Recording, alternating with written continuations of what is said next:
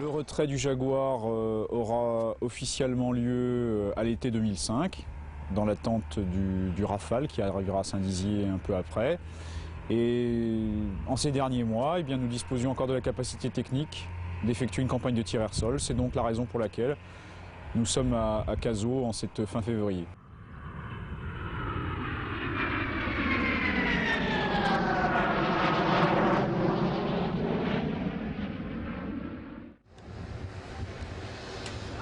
En cette froide matinée de février, armuriers et mécaniciens du 1-7 Provence s'affairent autour des avions.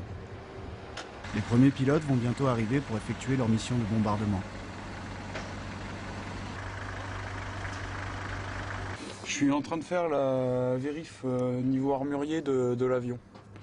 Donc tout ce qui est PPV avant le vol, pour tout ce qui est armement, point d'emport, système d'emport.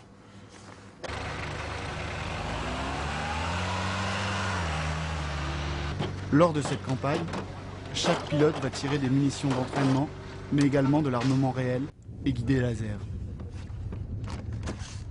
C'est bon.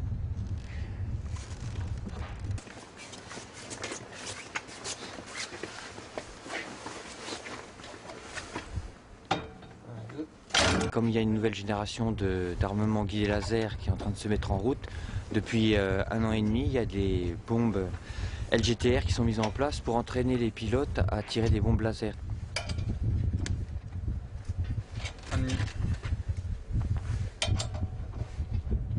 Alors là c'est une nacelle Atlas, donc c'est un pod d'illumination laser qui permet d'illuminer la cible depuis l'avion et de capter le retour du signal pour le guidage de la bombe.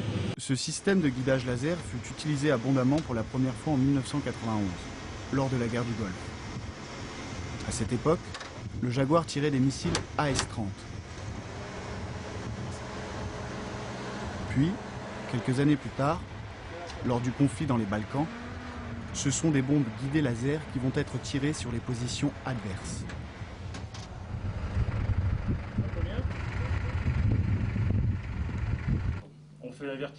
Pendant la préparation des avions, aux opérations a lieu le rituel briefing orchestré par le leader de patrouille. 5000 pieds vente arrière sur un cap inverse du cap 327, c'est-à-dire un cap 140 ou 150. Les courbes avec regard ou sans regard. À guider, je la guide 8.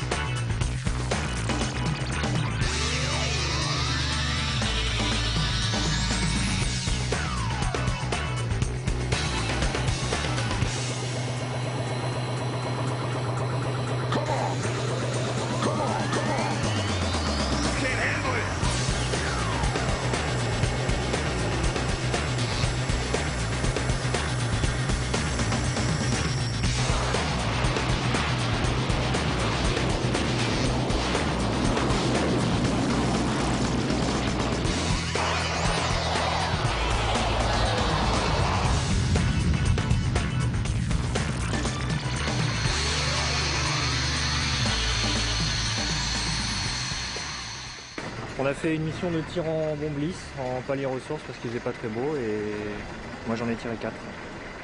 Voilà. Donc j'étais leader et les 2 et 3 ont tiré également, dans le même cas de tir.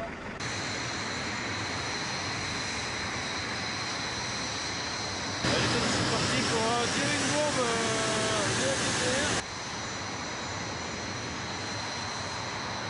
Il y avait le feu sur le champ de tir et donc on n'a pas pu la tirer.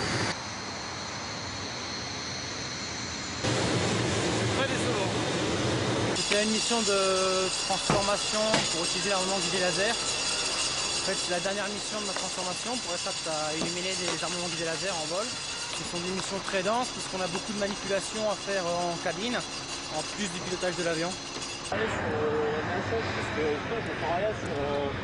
Les pilotes ont à peine le temps de quitter leur avion que déjà le balai des mécaniciens et des armuriers reprend de plus belle. Il faut effectuer la remise en œuvre et faire le plein des avions en kérosène. À peu près 3000 litres dans l'émission qu'ils font en ce moment. En fonction de ce qu'ils font, quoi. Est-ce qu'on peut vérifier la cristal 17 rouge? Ouais.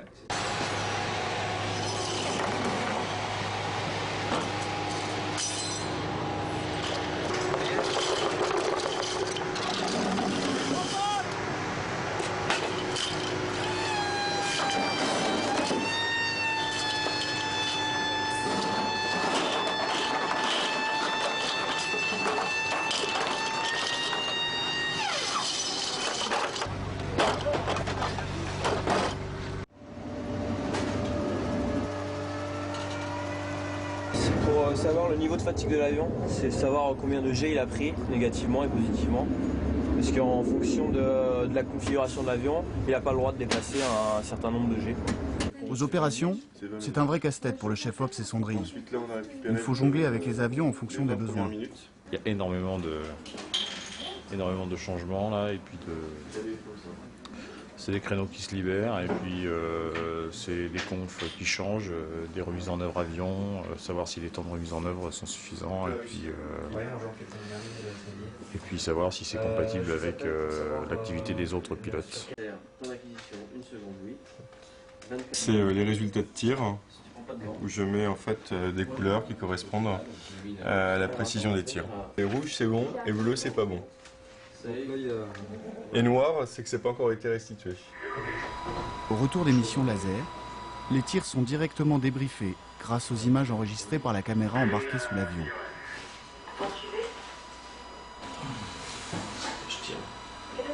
Nous sommes devant un Jaguar équipé de bombes lisses, mais pendant cette campagne, il est également prévu que nous tirions de l'armement guidé laser. Et comme vous le disiez, eh bien, le Jaguar, en plus de 30 ans de service, a tiré sensiblement toute la panoplie de l'armement air-sol disponible durant cette période.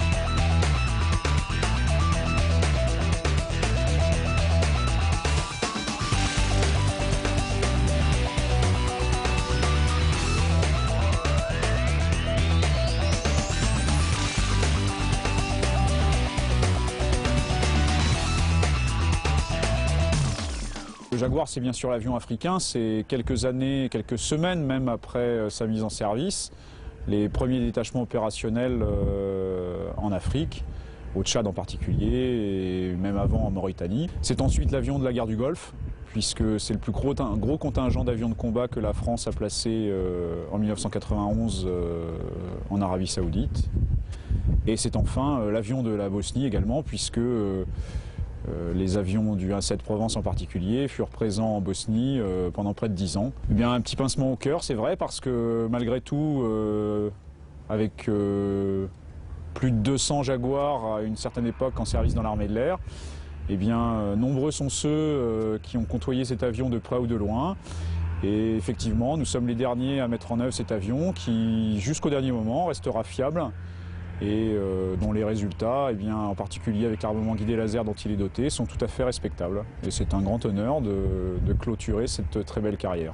Quelques-uns de nos personnels vont bien sûr être transformés sur Rafale. Je pense qu'ils n'oublieront pas ce vieux guerrier.